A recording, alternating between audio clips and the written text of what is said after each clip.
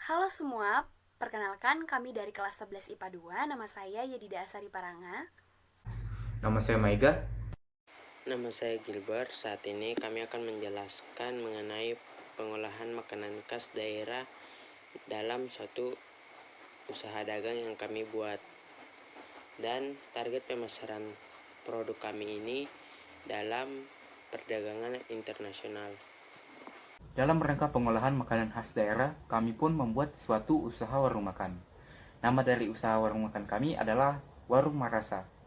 Dalam bahasa Toraja, Marasa artinya enak atau nikmat atau sedap. Jadi, dengan bumbu-bumbu dan rempah-rempah khas tradisional dari Toraja, kami ingin membuat makanan yang memiliki cita rasa unik yang khas dari Toraja, sehingga memiliki rasa yang enak dan membuat orang yang merasakannya mau terus untuk memakannya atau menjadi tertarik untuk mencobanya kembali. Makanan yang kami produksi dalam usaha ini adalah pantolok pemarasan dugo bayi, yaitu salah satu makanan khas dari Toraja. Nah, mari kita melihat bahan-bahan dan juga cara pengolahan dari makanan ini.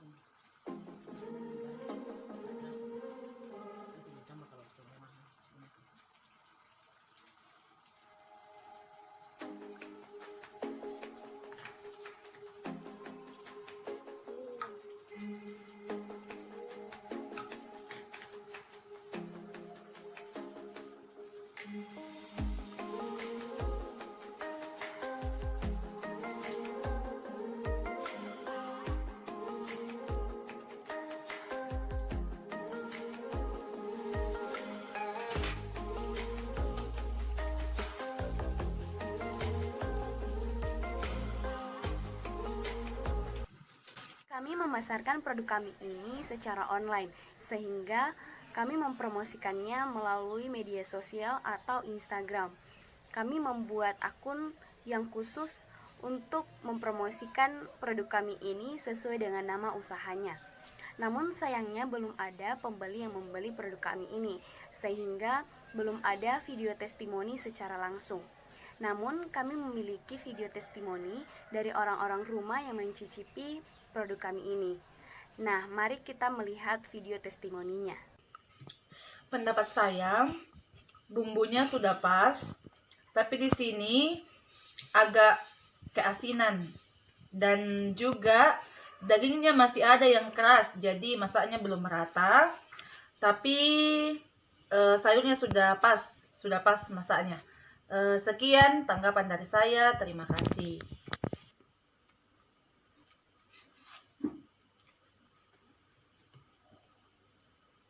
Rasanya enak.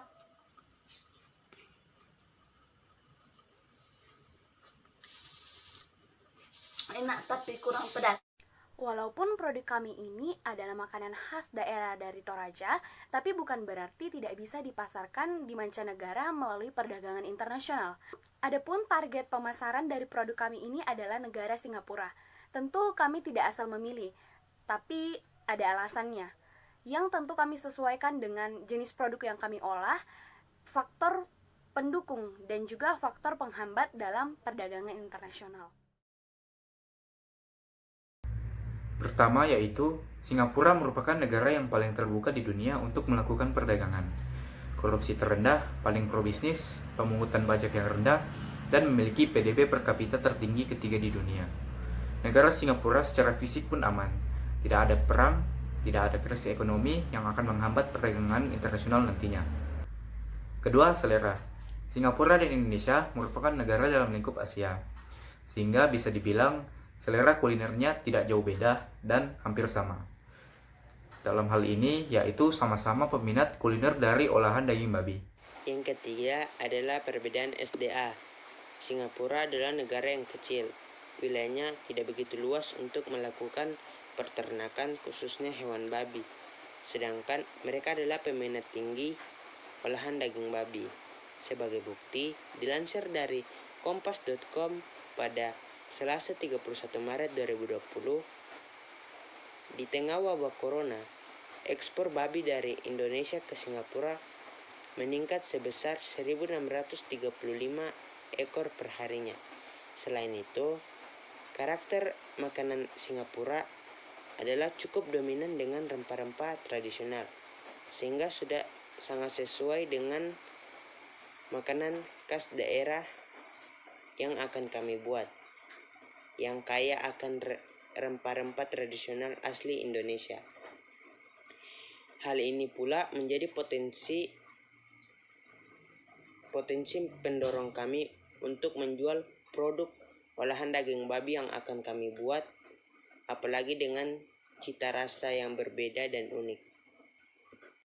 Yang keempat adalah jarak negara Indonesia dan Singapura. Jarak negara Indonesia dan Singapura tidak begitu jauh, sehingga tidak membutuhkan biaya yang cukup besar dalam proses pengiriman. Tidak hanya itu, kami juga melihat dan mencari tahu kebijakan ekspor dan impor yang ada di negara Singapura, sehingga kami tahu bahwa apakah kami bisa mengekspor barang seperti produk yang kami olah ataukah tidak. Nah, kebijakan ekspor dan impor yang ada di Singapura yang kami dapatkan adalah, yang pertama, tidak ada kontrol atas harga dan nilai tukar oleh pemerintah di negeri ini. Bahkan tidak ada undang-undang anti monopoli.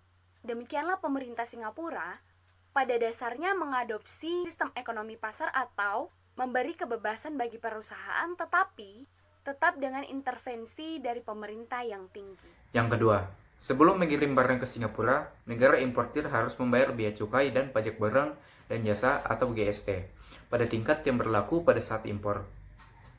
Bea cukai untuk barang impor tertentu yang berasal dari negara-negara FTA lebih rendah atau sama sekali dihilangkan.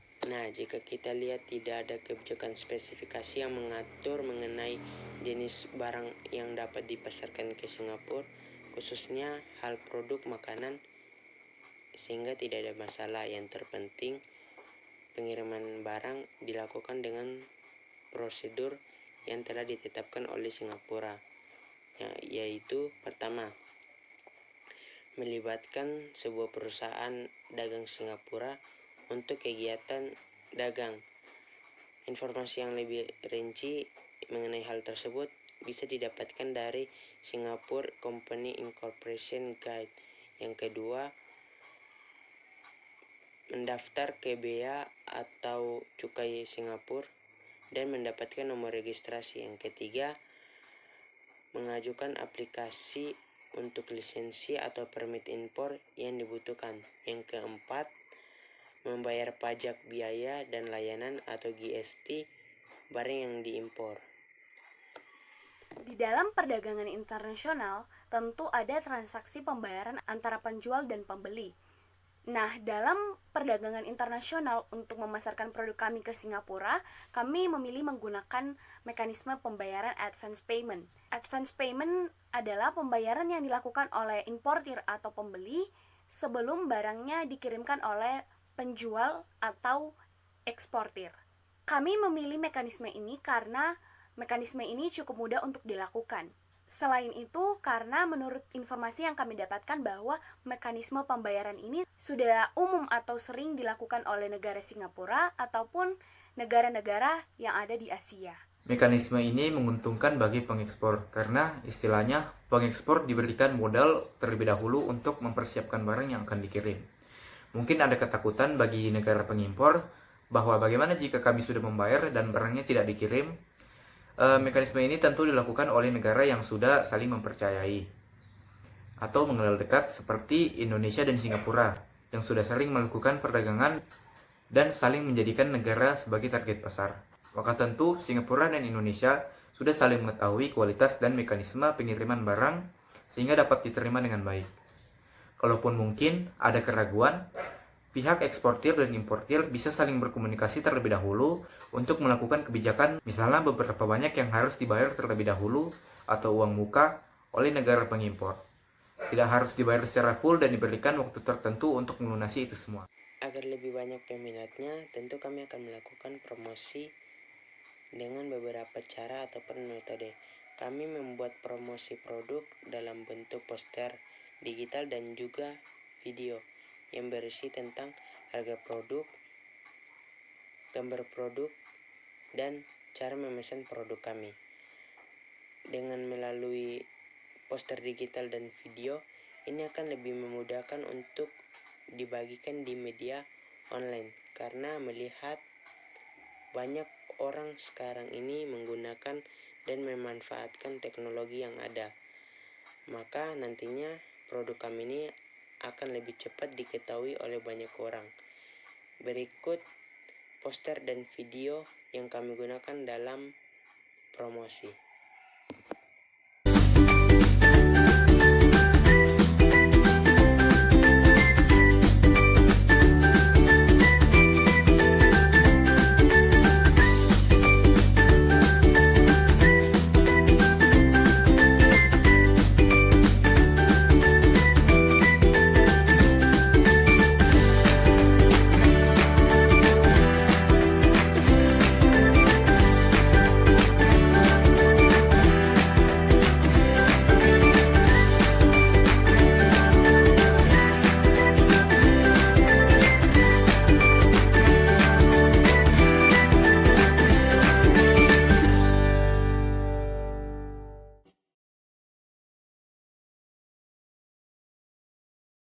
Produk lokal seperti makanan khas daerah bukan berarti tidak berkualitas karena tidak banyak yang bisa bersaing di dunia internasional. Namun, setiap produk tentu memiliki kelebihan dan kekurangannya, memiliki daya tarik dan keunikannya sendiri-sendiri.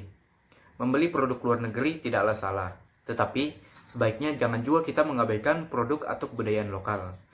Kebudayaan di mana tempat kita berasal. Siapa lagi yang bisa melestarikan dan memajukan budaya kita kalau bukan diri kita masing-masing? Budaya negara kita. Itulah yang menjadi identitas, ciri khas, dan kekayaan negara kita. Maka, marilah kita mencintai dan melestarikan budaya kita agar tidak ditiru dan dicuri oleh bangsa lain, agar bisa diwariskan kepada generasi kita yang akan datang. Hal kecil yang bisa kita lakukan dalam rangka melestarikan budaya kita adalah, itu tadi, sebaiknya kita membeli produk lokal. Produk yang dihasilkan sendiri oleh negara kita, jika tidak terlalu penting untuk membeli produk impor, karena kualitasnya pun tidak terlalu jauh beda. Dan juga mempromosikan makanan-makanan khas dari daerah kita masing-masing. Jika kita membeli produk lokal atau membeli barang yang dihasilkan oleh negara kita sendiri, itu berarti bahwa kita juga sudah turut untuk membantu perekonomian negara kita agar tetap stabil. Nah, suatu anugerah yang besar Tuhan sudah memberikan kepada negara kita kekayaan alam dan keanekaragaman budaya yang luar biasa. Maka, mari kita jaga, lestarikan, dan kita olah sebaik mungkin sebagai rasa syukur dan juga tanggung jawab kita untuk memuliakan Tuhan. Dan juga tentu untuk membuat negara kita kedepannya semakin lebih baik. Sekian dari penjelasan kami, mohon maaf jika ada kesalahan dalam presentasi, dan terima kasih karena sudah menonton.